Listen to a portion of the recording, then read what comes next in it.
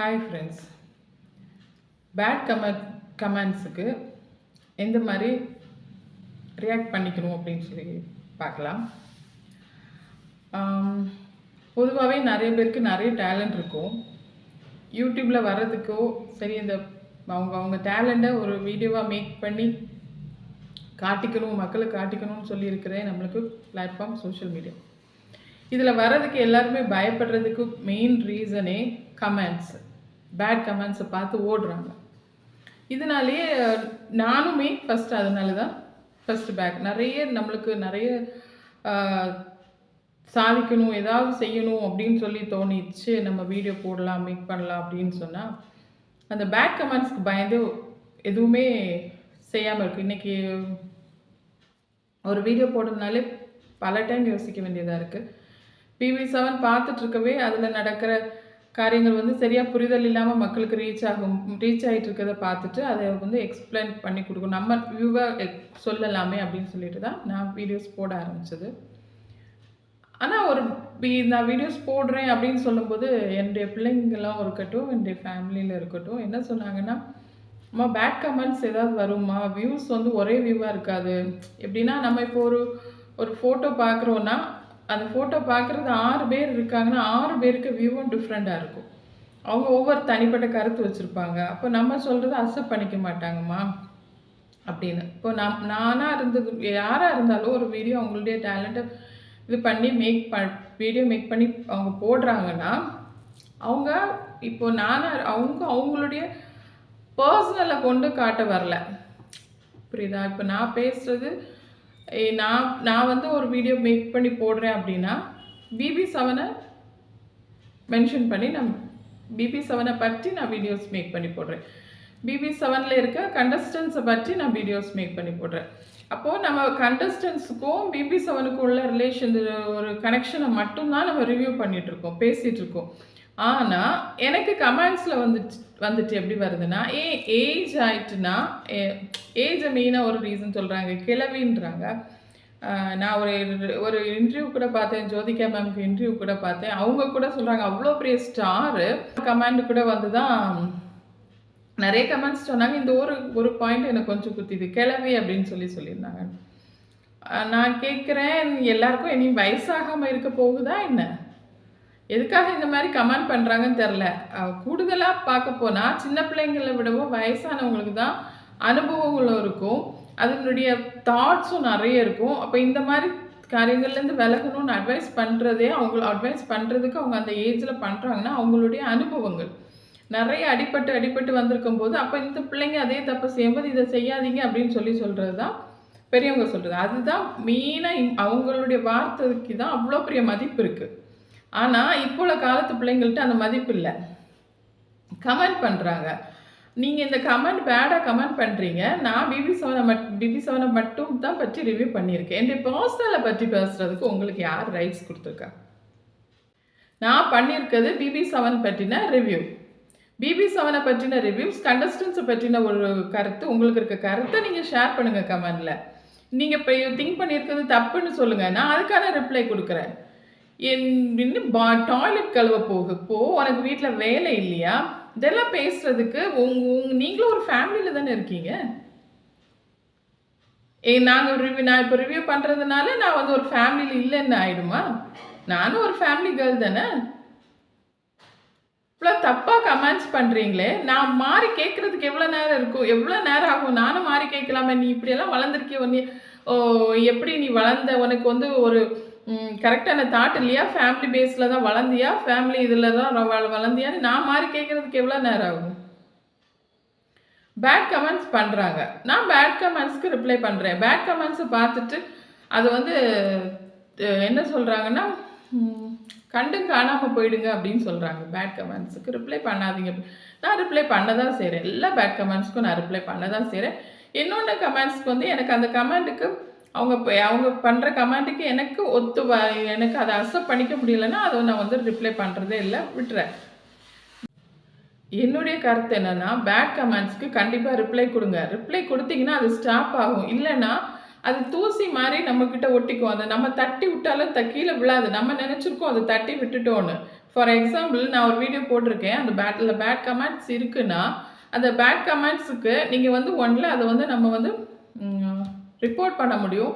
இல்லைன்னா சேனல்லேருந்து அதை காட்டாமல் நம்ம ஹைட் பண்ணி வைக்க முடியும். அவ்வளோதான் நம்மளால் முடியும். ஆனால் அது பண்ணுறதுனால மற்றவங்க கருத்தெல்லாம் வந்து இப்போ அதே கருத்தோடு இன்னொரு பர்சன் இருப்பாங்க. ஆனால் நீங்கள் இந்த கமெண்ட்டுக்கு நீங்கள் ரிப்ளை பண்ணிட்டீங்கன்னா, இதை மாதிரி இன்னொரு கருத்துள்ள பர்சன்ஸ்க்கு நம்ம ரிப்ளை கொடுத்தது மாதிரி இருக்கும். கண்டிப்பாக ரிப்ளை கொடுங்க. கண்டிப்பாக இப்படி நீங்கள் பேட் கமெண்ட்டுக்கு வந்து நம்ம கண்டுக்காமல் போயிட்டே இருந்தோம்னா, கண்டிப்பாக அந்த பேட் கமெண்ட்ஸ் நம்மளை துரத்திட்டே தான் வரும். கண்டிப்பாக அந்த பேட் கமெண்ட்ஸ்க்கு நம்ம பதில் கொடுத்துட்டோம்னா, நீங்கள் எந்த ஒரு இஷ்யூவாக இருந்தாலும், எந்த ஒரு பிரச்சனையாக இருந்தாலும் நம்ம ஓடிட்டே இருந்தோம்னா அது நம்மளை துரத்திட்டே தான் இருக்கும். நம்ம நின்று திரும்பி பார்த்தோன்னா ஒன்றுமே இருக்காது. அதே மாதிரி தான் அந்த பேட் கமெண்ட்ஸும். நின்று அதுக்கு ரிப்ளை கொடுங்க. மற்ற திரும்ப ரிப்ளை கமெண்ட்ஸ் வராது.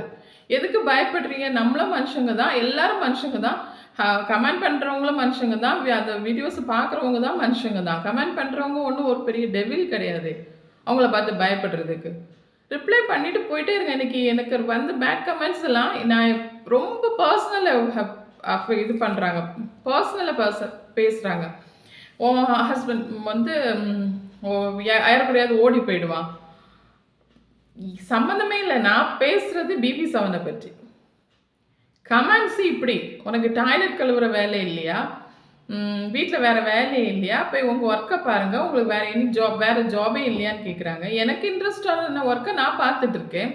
என்னுடைய ஒர்க்கு உங்களுக்கு வேறு ஒர்க் இல்லையான்னு கேட்குறதுக்கு உங்களுக்கு என்ன ரைட்ஸ் இருக்குது?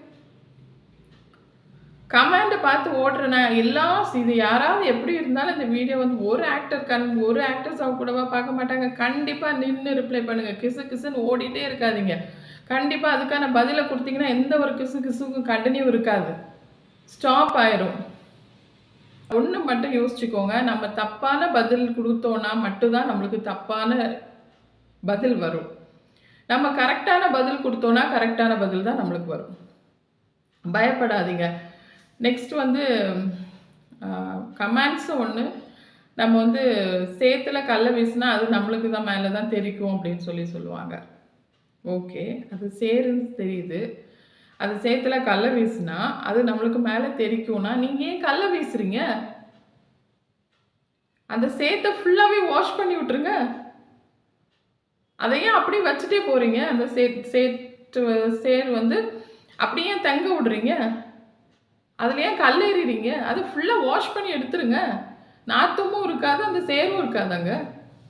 இதுதான் நம்மளுக்கு விரோதமாக வர்றத கமெண்ட்டாக இருக்கட்டும், நம்மளுக்கு விரோதமாக வரக்கூடிய காரியங்களாக இருக்கட்டும், நம்மளை வளர்ச்சிக்கு தடையாக இருக்கிற காரியங்களாக இருக்கட்டும், சேருன்னு அதை ஒதுங்கி போகிறதுக்கு நீங்கள் அந்த சேர் இருக்க இடத்த க்ளீன் பண்ணிட்டீங்களா, அதுக்கான ஸ்பேஸும் உங்களுக்கு கிடைக்குமே.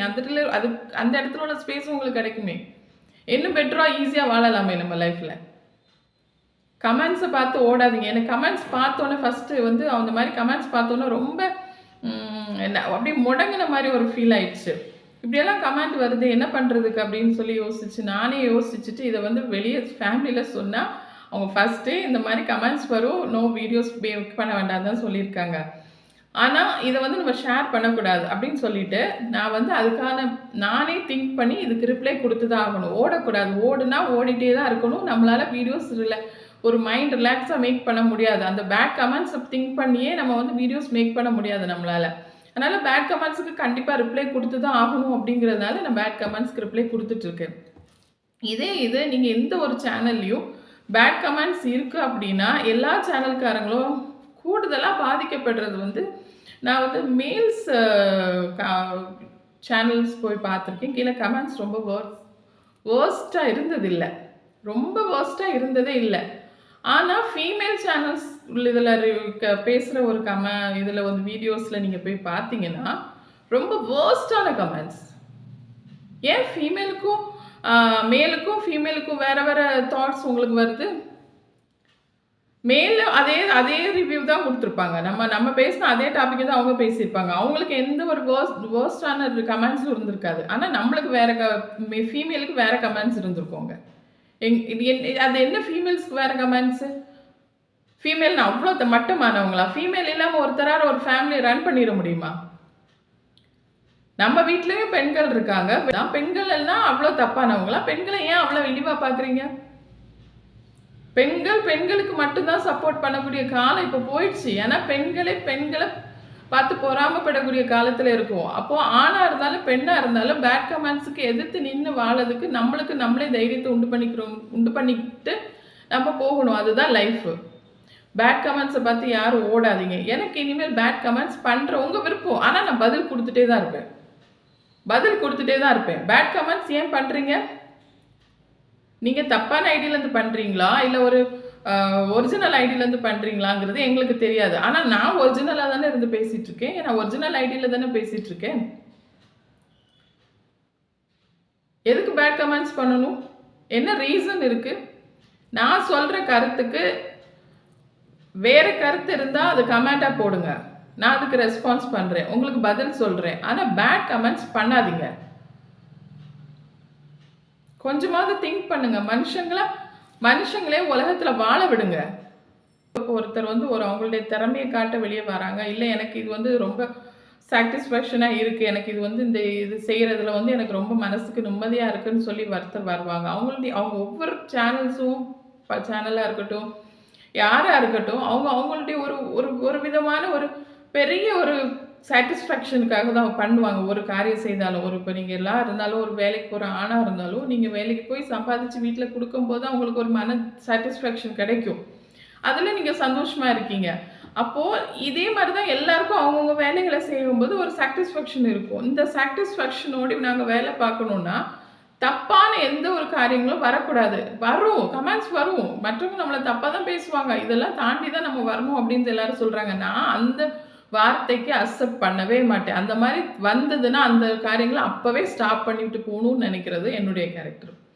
பேசாமல் இருக்கக்கூடாது. அப்போவே பேசுங்க. யாரும் தப்பு சொல்ல போகிறது கிடையாது. நீங்கள் ரொம்ப வாய்ஸை ரேஸ் பண்ணி பேசுனீங்கன்னா அது கரெக்டான பாயிண்டாக இருந்தால் அதுக்கான நன்மை உங்களுக்கு கிடைக்கும். வெற்றி உங்களை வந்து சேரும். ஒரு கமெண்ட் எனக்கு பேட் கமெண்ட் வந்திருக்குன்னா அந்த கமெண்ட்டை பார்ப்பேன். பார்த்தோன்னே எனக்கு தோணும், இதுக்கு வந்து என்ன மாதிரி ரிப்ளை கொடுக்கலாம் அப்படின்னு சொல்லி தோணும். மனுஷர்கள் தானே, நம்மள்கிட்ட இப்போ ஒருத்தர் பேசுனாங்கன்னா பதில் என்ன பேசணும்னு நம்மளுக்கு தோணும். ஆனால் அது வந்து என்ன தோணுதோ அதை டீசெண்டான வேலை சொல்லிட்டு போயிடணும். என்னை வந்து ஒருத்தர் வந்து கிளவின்னு சொன்னால் நான் மாதிரி கிளவா அந்த ஐடி பார்ப்பேன். மேல் நேம் மாதிரி இருக்கா, ஃபீமேல் நேம் மாதிரி இருக்கா, கிளவின்னு மாறி கொடுத்துட்டு போயிட்டே இருப்பேன்.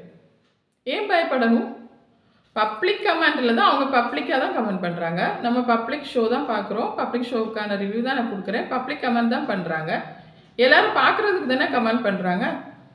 அப்போ அந்த கமெண்ட்டுக்கான ரிப்ளை நான் கொடுக்கும்போது நிறைய பேர் பார்க்க தானே செய்வாங்க. உங்களுக்கான திறமைகளை நீங்கள் காட்டுங்க. கமெண்ட்ஸை பார்த்து ஓடாதீங்க. நிறைய வாய்ப்புகள் இருக்குது. பயன்படுத்தி வாழ்க்கையை வெற்றியாக வாழுங்க. தேங்க்யூ ஃபார் வாட்சிங்.